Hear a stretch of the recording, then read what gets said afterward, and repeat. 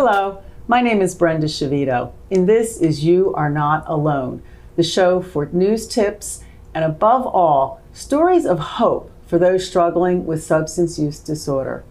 On today's show, we will discuss the LETI program, short for Law Enforcement Treatment Initiative.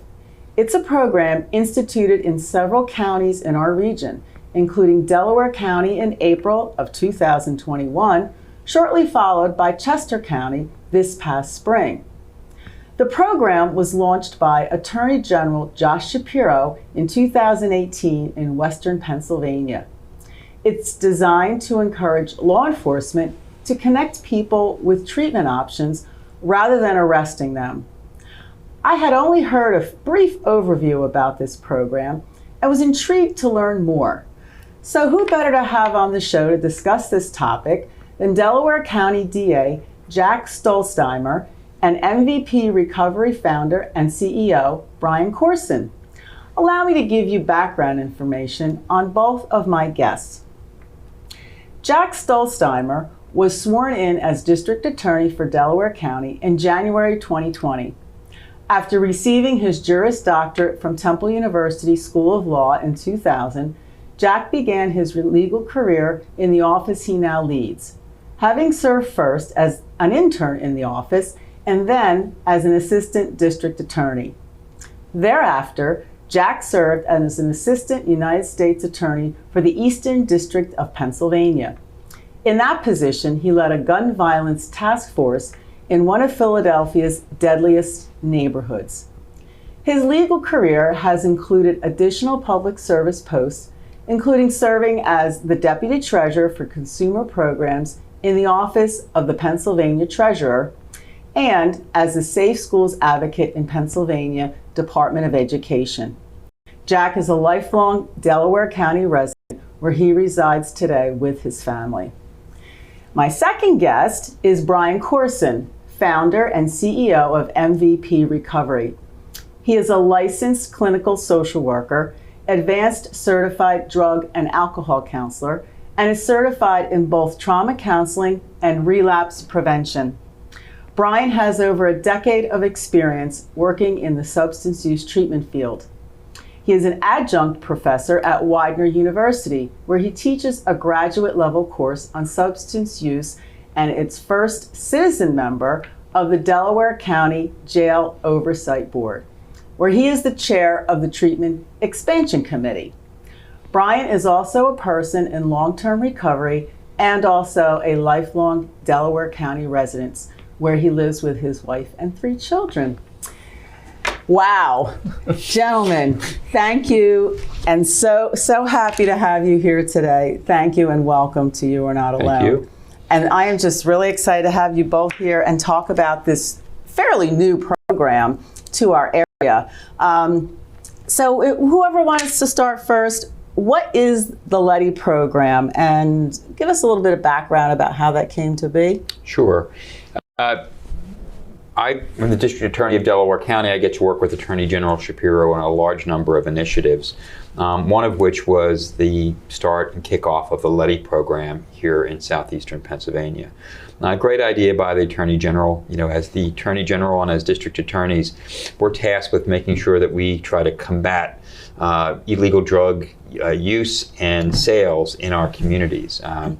But as part of that, we wanted to have a holistic approach to try to help people with substance abuse issues, the people who are the demand side of this drug problem. So what we decided to do, and what Josh really launched back in 2018, was the Law Enforcement Treatment Initiative. The goal of this program is to really do 2 things. One is to get people who police come into contact with immediately into treatment if they're so willing to take that. And the second thing is to begin to change the whole perspective of the law enforcement community about people with substance abuse issues. We wanted to make sure that they realize that these are human beings who probably in many cases need the help more than they need a criminal record. Especially because, as Josh says, and it's absolutely true, substance abuse is not a crime. So we have to be guardians of the community when we're in our jobs as law enforcement officers, and we wanted to add another tool in their toolbox to let them say, again, if they're on the front lines and they come into contact with somebody, and maybe it's a retail theft, maybe it's some small, matter like that they could prosecute the person for, but if they realize that that person is really doing it because of their substance abuse issues, and they're willing to deal with it, we can get them immediately into treatment. But to make the program work, we need a partner. We need somebody who can get those people, who knows how to take that warm handoff from the police department and actually change people's lives. And that's why we're so happy in Delaware County that we've been able to partner with Brian Corson and MVP Recovery. When the program was launched last spring, it's like another new program. It takes a while to sort of get people to understand what's going on. But since MVP Recovery has become the partner in this program, we've seen it begin to take off. They are getting the message out to members of law enforcement, including our probation, our adult probation department. And we're seeing every day an increasing use of this program. And I want to give Brian and his staff kudos. I think a lot of what we need to talk to today about is the great work MVP does, because I think they're a model for what we need everywhere in every county in Pennsylvania. But we've seen already 30 people entered into the MVP program through LETI. That's great. That's fabulous. Literally saving people's lives. You see that, Brian? Absolutely. And I think it's so important to get out there. We're working directly with District Attorney's Office and see the time and the resources the District Attorney's Office puts into this LETI program. Because I've been around for a while, and sometimes programs come out and you wonder, where does it start, where's it end, where's the follow through? And this is a daily conversation and collaboration that we have with the DA's office. They're really investing in this program. And one additional aspect of the LETI program that I think is really important is one of the major barriers that I've identified over the years is access to treatment. It's so hard. I get calls all the time. How do I get my son in? How do I get my family member in? What the LETI program has opened up is there is access to treatment at any police station in Delaware County. So all suddenly we go from 1 or 2 access points in the county to, what is there, 67 or, like 44. 44. Wow. So 44, police stations, an individual can walk in. They didn't even have to commit a crime. They can walk in, they can tell the police officers, I have a substance use problem and I want help. They call the LETI hotline and we get them into treatment. That has removed so many barriers. Prior to the LETI program, there were 2 access points in Delaware County. Now there's 44 plus. More like the hospitals. Would you think that, is that correct in saying more the warm handoff was through the hospitals as opposed to the legal Absolutely system? right. I mean, you can obviously, everybody can understand how hesitant somebody would be who's got a substance abuse issue to walk up to a police department and say, hey, can you get me help? That's the mentality that we're trying to change. That's great. Because, That's wonderful. All of our police officers in Delaware County realize that they are guardians. They're community guardians. They're not lawyers, right? And what they're trying to do is do whatever it takes to give people help. We're service providers. So if we can do that by having people who have issues in our community and getting them into treatment, helping them get there, that's fantastic. That's phenomenal. The brilliant thing about having MVP, if you don't mind, Brenda, is that they have probably the best outfit I've ever seen of recovery houses. They have a network that Brian has established of state-of-the-art recovery houses. So when somebody does leave treatment or leaves our jail and needs to be entered back into the community, the best place for them to go is to MVP Recovery, because they develop a whole new community of folks who are in recovery like them, who can help them and support them. Adding Brian's opportunity now to help get on the front end and connect those people to services only makes it easier, because the person who's suffering, I think you would agree, from substance abuse disorders, they need a lot of help. They need more than just 30 days treatment. They need a whole community. And they need people like Brian to help them understand and navigate the whole pathway. This is your family now. This is your community. These are your people. Because I know so many people, they come out of inpatient treatment with sometimes no ID, sometimes with nothing else but the clothes on their back. And their families have distanced themselves for reasons because of what the disease has done to them and their families. And I think it's a wonderful, wonderful collaboration. I really do. Well, it's and great. In line with that is the fact that we're now changing our prison operation, which Brian is part of. Okay. So, Delaware County until April of this past year, or this year actually, was the only county in Pennsylvania that had its county jail run by a private entity. Wow. We were contracted for 25 years with a company called GEO, who provided baseless, just the bare services. Right. And the place was sort of falling apart, to be honest with you. And we weren't providing any services to those people who were inmates or who are transitory coming through the system. Right. Brian was appointed. We have now a jail oversight board. The county took it back. Okay. We now run and are responsible for everything that goes on in that jail. What Brian is tasked with doing is trying to lead an effort to make sure that we get those people the services they need, even if they're in our jails. Wow. So he's sort of doing one-stop shopping all around. And do you want to talk a little bit about your work on the jail oversight board? Absolutely. I mean, that's something I'm so proud of. I mean, underneath the guidance of Chairman Kevin Madden, who's Delaware County Councilman here, it's been quite a process. Okay. Because as Jack talked about, it was one way for so long. And what we were seeing is 85% of individuals that are incarcerated in our county jail are there behind substance use issues. And if they're not receiving the services in there, what's happening when we let them out? Right. Nothing. So, they're going back to their old ways. Exactly. And when the Jail Oversight Board was established, we tried, our best to really, implement different treatment programs and different resources, but with an entity other than the county overseeing it, we just saw a lot of barriers and challenges to do that. Okay. And with the county taking it back, just a few months ago, we have already expanded. We're one of the first county jails in the state that is now offering medication management to individuals. Oh, wow. So we have different MAT services for individuals that come in that are going through withdrawal that are prescribed Suboxone. So we're really spearheading things and really excited about the warden that the county had put in place. She has a background as a substance use counselor and programming individual. So sometimes when you think about a prison, you think about, we take back the security and think about, and it's just so cool to see us going the other way and realizing that is a priority.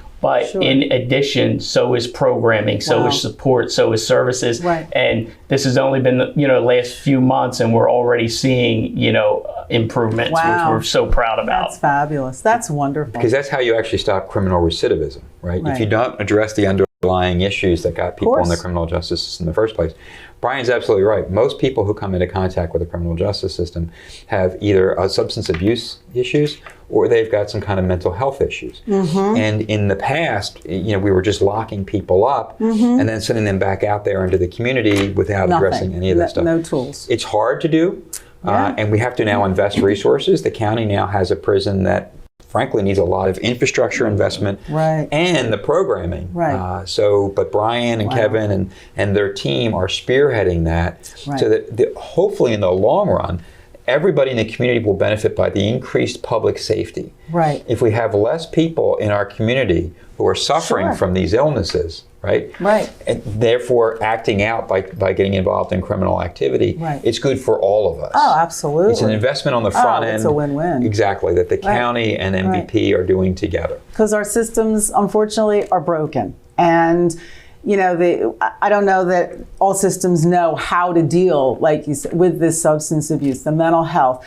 everything that's going on with all the fentanyl coming in and the exaggeration of the substance use. And, our prison systems, like you said, they needed to change and embrace these people and help them get back in a positive way into our communities. And you're absolutely right. And when I worked with the U.S. Department of Justice back in 2006, we began to see that. The Department of Justice began what was called the Reinvestment Initiative nationwide to sort of say to law enforcement and say to the community, we have to rely less on incarceration, so that we can actually use those resources and reinvest them in programs like Brian's that are actually going to help people not continue to commit crime. And I think as we develop and understand better the mind of people and how your brain develops, and also what these substances do to people. These are chemicals people put in their bodies for the wrong reasons. And to your great point, Brenda, in the criminal justice system, we're the place where people fall when the other systems in the world fail them. It's the domino effect. Sure. So we end up having and we've got victims who we have to advocate for who are hurt by these things. But we also have these individuals who you want us to make sure don't recidivate, don't commit more crimes. To do that, we've got to invest some resources. Because helping people to understand the disease aspect of this, I can't stress it enough. The disease of substance use disorder. And, you know, I'm sure there's been a lot of training that went into this with all your law enforcement. We do fantastic training through every police department in Delaware County is given, it's called CIT training. But you're exactly right. The members of the public and the members of law enforcement, everybody has to realize that click has to go in your head, that this is a disease. And when you think of it that way, well, how do we treat it? Changes. Exactly. And that's where I think what Brian is doing and what the county is doing through our Department of Human Services is trying to deal with it as a disease. We now have a public health department in Delaware County, which we never had before. So we're moving in that right direction. You guys must be like the model. I must be the model for Pennsylvania. I really sincerely mean that. Are they doing this other places in the state? I mean, I know Chester County's in its youth. It's in its infancy with the program. To be honest with you, I think in some places Delaware County was behind the times. Really? Yeah, we were really behind the times. I think people in Montgomery County, Bucks County have been doing some things. I don't think, and I'm not just saying it because he's sitting there, but Brian's network of recovery houses, I think, is state of the art in the 5-county area. And I think that's a huge asset that we have that those folks don't have. And that's really because Brian and his partner have built this thing. But, you know, you need all aspects of this pie, right? Sure. You know, you could talk a little bit more about, Brian, if you would, about what recovery houses are for. And they're a little controversial right now because there are fly-by-night operations, unlike Brian's, that probably need regulation. But what Brian has built, I think, is what to your point, that's the model of where the state's trying to get at. No, that's been, and just to have that resource here in Delaware County, I mean, we just went through the licensure process with the Department of Drug and Alcohol Programming, and we were, you know, advocates of that. And it wasn't something that the majority of providers, you know, wanted for one reason or another. So we're excited about it because what it does is by having regulation, it becomes legitimate. So even though we operated our organization as such, still without that governing body, it wasn't considered a legitimate level of care. And with licensure, you know, comes opportunities for, you know, funding, you know, maybe insurance down the line, more resources to acknowledge. But with that is because,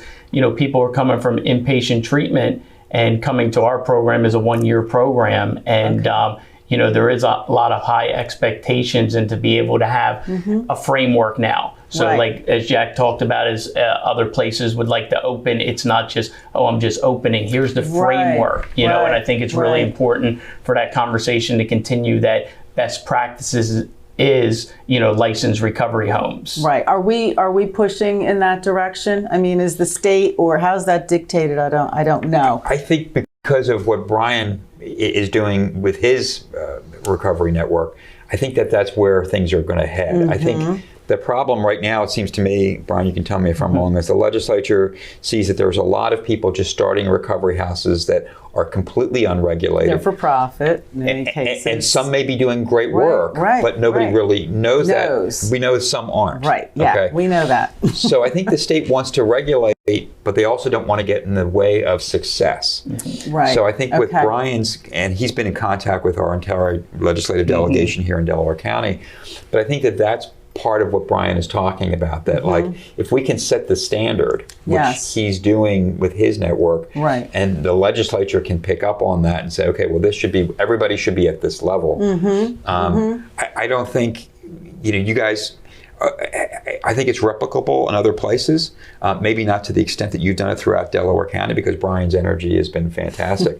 But even on an individual level, I think a recovery house can certainly match the standards of MVP. Absolutely. Absolutely. And that's what I think, you know, sometimes people just think, you know, regulations comes more, rules comes more, but what people have to remember is, you know, we're in the business of saving lives. Absolutely. You know, a fast food restaurant has regulations, Absolutely. right? Like we're in the business of saving lives, so it's important. So, Absolutely. and it's something just like anything else, it's new. So there's a lot of, pushback, but that's why we wanted to be the leader, and we were the second in the state to get licensed, and we're now the largest in the Commonwealth that is DDEP licensed. Fabulous. I'd love to see nothing more than, and regulation is just for everybody's benefit. Absolutely. It's a safety for the residents and accountability to the houses to meet standards. And like Jack talked about, an opportunity to have data, to have outcomes, to see what works, and to collaborate together. For sure. Let me ask you something. Has this program taken the place of, what did we used to have, or do we still have, like drug diversion, like drug court? Is that still in place? Absolutely. Okay, what's the difference? The difference really is, in this case, what we're trying to do is make sure that people never get criminal charges, right? So if you've got a minor offense, we're going to give you the benefit of the doubt and say they need treatment more than they need. And really, Brenda, it's also about trying to make sure that we give law enforcement that tool. Police officers in every situation have discretion about whether to arrest somebody or charge them. And I think this gives them that another avenue to do that.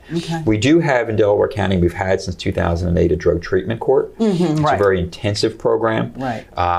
Small number of people can sort of get into it because it really is. And when you hear the stories, and I think Brian's been to graduations as well, and you hear the people get up and tell their stories of failing and failing and failing and then finally succeeding, it's a miracle. And you realize how close it is to people not succeeding, and wish we could offer everybody that same resource, but we can't. But one of the things we want to do with the opioid settlement, taking a look at using some of those dollars maybe to expand our drug treatment court. They just recently got accredited, I think last year, our drug treatment court did, so that we're now state of the art in the Commonwealth of Pennsylvania as well. Great, that's wonderful. But the problem keeps getting worse, right? It's just it's just literally true. And as you mentioned, the fentanyl has taken this to a whole different level, because that is literally poison. You will die. But illegal drug dealers can make more money if they cut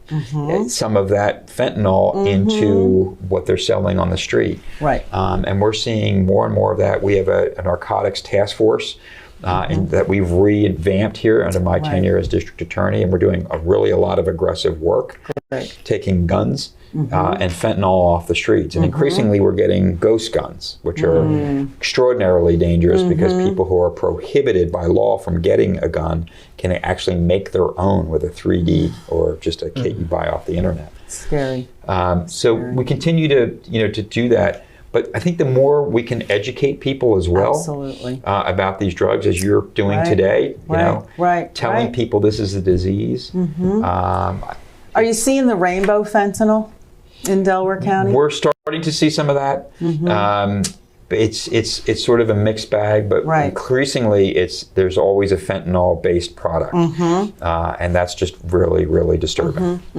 Yeah, there's no experimenting. I mean, there's no experimenting with anything. It is everything, as you know too, Brian, it's laced with fentanyl. No, I mean, people, everything, so dangerous. Yeah, we've had individuals, marijuana laced with fentanyl. It's so dangerous. And it's deadly. It's just It's deadly. 1,000 times more deadly than heroin, if you can think about how bad that is, okay? And for anybody to think that they could take this into their system, you're just playing Russian roulette with your own life. Absolutely. And I think that's the message people have to understand.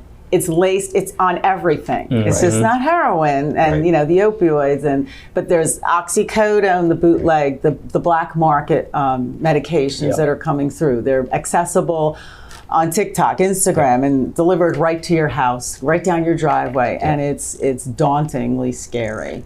Now we're hoping the legislature will soon make legal fentanyl test strips. Right now, under Pennsylvania law, they're considered a drug paraphernalia. If the legislature doesn't act, we may have to do it ourselves here in Delaware County. But we do need people Harm reduction. Right. Well, people who are stuck with this disease and they can't quite yet find a way, to kick it. We need to give them a little bit of help. And I think a fentanyl strip, I think you all would agree, it is typical harm reduction. That should just Absolutely. common sense. Right, right. It's hard for us to go and talk to high schoolers and middle schoolers and say, don't do drugs. Like, Right. just don't do drugs, because Right. our youth, we know the mentality of youth. They're invincible. They think they're invincible. Yeah. Absolutely. They can get away with it and not worry about any of it. So if you want to expand a little bit more about your program and the steps, and you said it was a year, I'm interested in hearing more about what your program looks like. Sure. So the MVP recovery program, it's a 9 to 12 month program.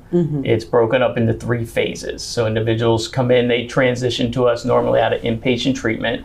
And the phases are designed to give people those recovery support services and life skills needed for long-term sustainable recovery. Like? The whole program is focused on those 4 components defined by SAMHSA of health, home, purpose, and community. Oh, good. So as we know, when we're in active addiction, we're not taking care of our physical health, our mental health, our emotional health. So we have those things in there, getting primary care doctors, getting dentists. We have purpose. We partner with Delaware County Workforce Development, who provides resources for individuals, that works with recovery-friendly companies throughout Delaware County to help individuals get back to work, or different vocational programs like you were talking about earlier. Right. We had a young lady who was able to get paid while getting her CNA license. That's So great. a lot of resources out there. Right. And the program is about accountability. Right.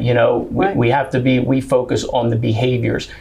Once an individual goes into treatment and puts down the drink or drug, that's not the problem anymore. That was my solution for what was going on. Right. That was the So Band-Aid. when we come to MVP, we focus on what we call the critical relapse warning signs, because a relapse does not start when I wake up and drink a beer or use. A relapse starts so long before that. It's those critical relapse warning signs that start up, the behaviors, maybe sneaking around, maybe lying, different things like that. Right. And in early recovery, that is expected. Sure. I'm in early recovery, Sure. I'm Right. learning, I'm regrowing, Right. but to be in a safe, structured environment where I can make those mistakes, where they can be identified, and where we can give therapeutic resources to help people work through them. Right. That's the most thing, because when Jack talked about, my heart goes out to individuals that, go through this, really want to help, go into treatment, and 30 days later, they're sitting in the same place with the same stressors, the same environment, People, right. and we're wondering, why have you been in the treatment 6, 7, 8, 9 times? Because there's no aftercare, right? And that's what's so Nothing important. concrete. Exactly. And that's why we're so excited with, just talking about the LETI program again, is the LETI program has a follow-up component to it. Okay. Which, I think is so important. So Right. it doesn't just stop when we Right. get that person into treatment. The district attorney's office is following that individual's progress That's for the wonderful. next minimum of 90 days, making Right. sure that they're following through with the aftercare recommendations and being able to have that external motivator that, hey, you're not being compliant. That was a part of the agreement here. the deal. Because Right.